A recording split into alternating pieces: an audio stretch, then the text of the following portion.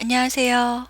자, 오늘은 시스템 복원과 작업 관리자 포맷, 조각 모음에 대해서 한번 설명해 보겠습니다. 많은 것 같죠? 아닙니다. 내용이 생각보다 단순하고 간단합니다. 한번 볼게요. 자, 첫 번째 보시면 시스템 복원이에요. 이 복원이라는 것은 뭐냐면요. 말만 들어도 기분이 좋죠. 내 컴퓨터에 무슨 이상이 생겼을 때 그거를 지금 이상이 생기기 전의 상태로 되돌리는 것을 저희는 복원이라고 얘기를 합니다. 요거는 제어판에서 여기 시스템으로 들어가시면 돼요. 그래서 시스템 보호 부분에서 시스템 복원으로 들어가면 되는데 제가 한번 들어가 볼까요? 저기다 직접 쓸게요. 제어판. 자, 이렇게 쓰시면 이렇게 나와요. 그쵸? 자, 저 이걸 범주를 큰 아이콘으로 바꿔 놓겠습니다.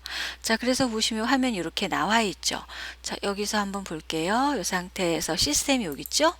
클릭하고 들어가시면 화면 이렇게 나옵니다. 자, 그러면은 어디 되어 있어요? 왼쪽에 보시면 시스템 보호라고 뜨죠? 이 시스템 보호 부분을 여러분들이 지정을 하셔서 한번 들어가 볼게요. 보호하시면 이렇게 나와요. 그래서 시스템 복원인데 저희는 회색으로 바뀌어져 있어요. 저희 거 같은 경우는 이제는 그 복원 지점을 저희는 아예 내놓질 않았어요. 그래서 지금 보셨을 때 그 이 부분을 이제 관리를 안 해주는데 복원 부분이 이렇게 색깔이 여러분들 검정색으로 바뀌면은 이 부분에서 복원을 해주신다고 보시면 됩니다. 그래서 알아두시면 너무 좋은 방법이죠. 자, 그래서 복원을 해줘요. 자, 이것은요 컴퓨터가 최적의 상태일 때를 복원 지점으로 설정하여 기억해 놓은 후 컴퓨터 시스템에 문제가 생겼을 경우 복원 지점을 이용하여 정상적인 상태로 만들어요. 그래서 컴퓨터 처음에 샀을 때를 복원 지점으로 만들어 놓으시는 분들도 계십니다. 자, 복원 지점은 시스템에 의해 자동으로 설정되기도 하지만 사용자가 어떻게 줄 수 있다? 이렇게 임의로, 그쵸, 임의로 설정할 수도 있습니다. 자, 복원되는 파일은 어떤 파일이냐면요. 응용 프로그램 있죠. 문서 작성 같은 데서 작성한 이런 문서나 전자우편, 그 다음 웹에서 열어본 페이지 목록, 즐겨찾기, 휴지통, 우리 파일 같은 거 휴지통에 갖다 버리죠. 휴지통, 그 다음 내 문서 등에 저장된 데이터는 손상시키지 않고 복원 지점으로 시스템 상태를 되돌려주는 거예요. 그래서 굉장히 신기해요. 그리고 알고 계시면은 너무 좋은 기능이라고 보시면 됩니다. 자, 이렇게 되어 있고요. 자, 그 다음 두 번째 작업 관리자입니다. 이 작업 관리자는 뭐냐면요. 컴퓨터에서 현재 작업 중인 거죠. 작업 중인 프로그램과 프로세스에 대한 정보를 확인하고 응답하지 않는 프로그램을 종료할 때 강제로 종료해 시켜주는 거예요. 그래서 이거 같은 경우는 컨트롤 시프트 ES 키를 눌러주죠. 그러면은요. 네, 그 작업 관리자, 즉 여기 화면에 보시면 왼쪽에 보시면 저희 작업 관리자 있죠. 이런 것들이 나와요. 이런 것들을 지정을 해줄 수가 있습니다. 자, 제가 그래서 이 상태에서 컨트롤 시프트 ES 키를 같이 누를게요. 자, 누르시면은 작업 관리자 이렇게 떠요. 그래서 현재 제가 지금 이 컴퓨터에 어떻게 되어 있는 거 실행되고 있는 프로그램 에픽펜 있죠. 그 다음 인터넷 실행되어 있고요. 엑셀, 파워포인트, OBS 스튜디오 이 프로그램이 실행되어 있는 걸 볼 수가 있어요. 자, 그래서 저희 밑에 여기 작업 관리자 여기 쭉 보면은 어때요? 현재 얘네들이 제가 지금 이렇게 실행되고 있는 프로그램들 여기 보이시죠? 이런 것들입니다. 예, 그래서 제가 만약에 인터넷 있죠. 인터넷 프로그램 지금 여기 보시면 인터넷이 저 이렇게 실행되고 있어요. 그쵸? 이 부분을 강제 종료하고 싶어요. 그럼 인터넷 선택하시고 작업 끝내기 눌러주시면 이 프로그램만 강제 종료가 됩니다. 한번 볼까요? 인터넷 없어졌죠. 자, 엑셀도 강제 종료시킬까요? 엑셀 선택하시고 작업 끝내기 요거 눌러주세요. 그럼 엑셀 종료되는 걸 확인할 수가 있습니다. 이게 작업 관리자예요. 가끔 컴퓨터를 사용하시다 보면은 많이들 이렇게 프로그램이 다운되는 경우가 많아요. 그럴 때 전원 스위치를 끄는 게 아니고요. 컨트롤 시프트 어떤 값 ES 키를 누르셔가지고서 작업을 종료할 수 있도록 한번 해주셨으면 좋겠습니다. 좋은 방법입니다. 자, 그 다음 디스크 정리입니다. 자, 이 디스크 정리는요. 디스크의 여유 공간을 확보하기 위해서 어떻게 해준다? 필요 없는 파일을 삭제하는 기능이 디스크 정리입니다. 자, 어떻게 따지면 이제 조각 모음하고 약간 혼동할 수가 있어요. 자, 디스크 정리는 뭐다? 여유 공간 확보예요. 그래서 디스크 정리 대상에는 어떤 것들이 되냐면요. 임시 인터넷 파일, 오프라인 웹페이지, 다운로드한 프로그램, 휴지통 파일, 임시 파일 이런 것들이 여러분들 보셨을 때 디스크 정리에 들어갑니다. 네.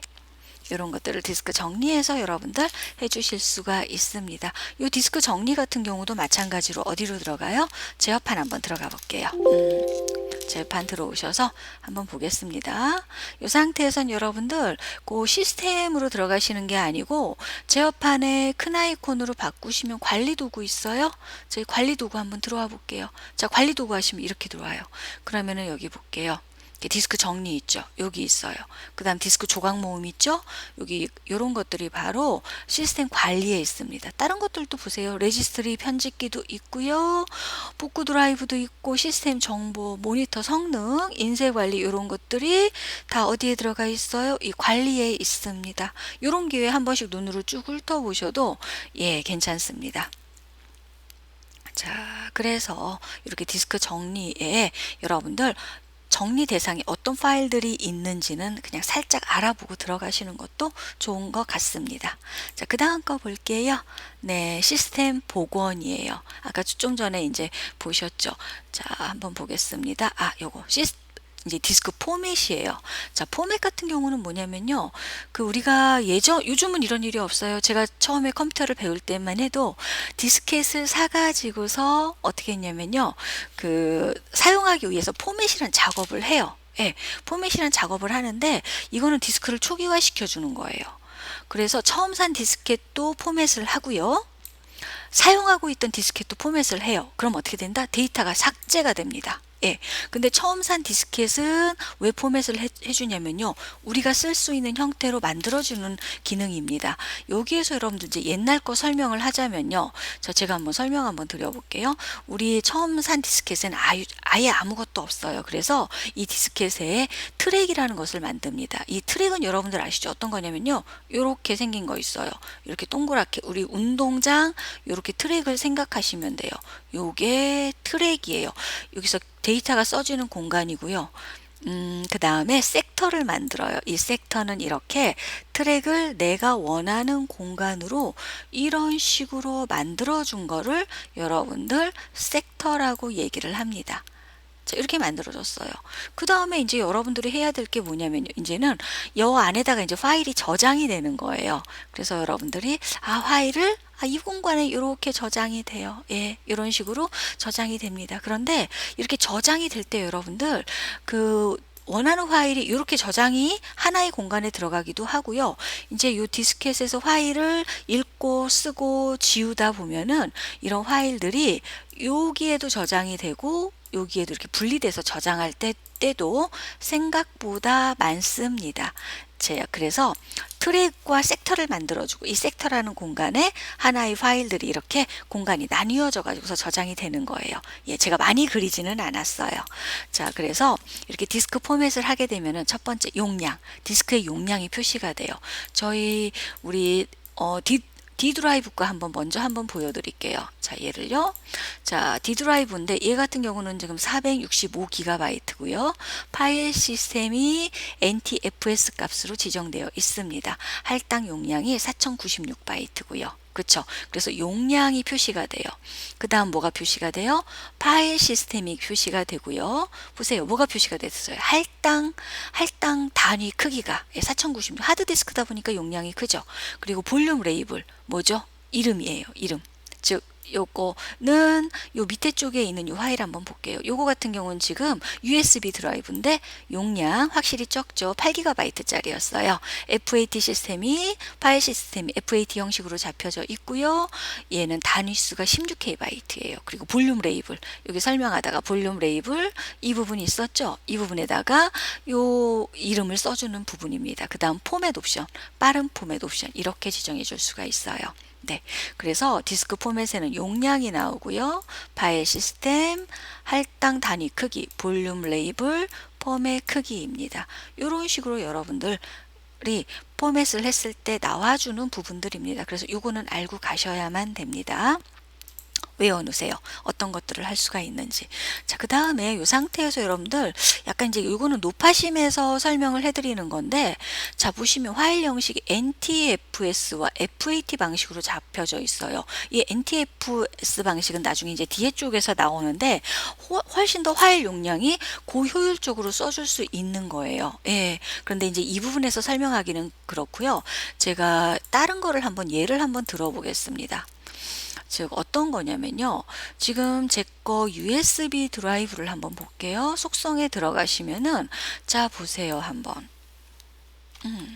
자, 보시면 얘가 이거 같은 경우는 지금 용량이 사용 중인 공간과 사용 가능한 공간으로 나누어져 있어요. 8GB인데 현재 사용 가능한 공간이 2.67GB가 남았습니다. 예. 자, 그런데 가끔이 우리가요, 어떤 아주 덩치가 큰 파일을 제 거 USB 드라이브에 복사를 하려고 그래요. 그런데 얘가 아마 보셨을 때 한 2.5기가 정도쯤 된다고 한번 가정을 해볼게요. 예, 2.5기가 정도다. 예, 그러시면은 2.5기가 정도쯤 돼요.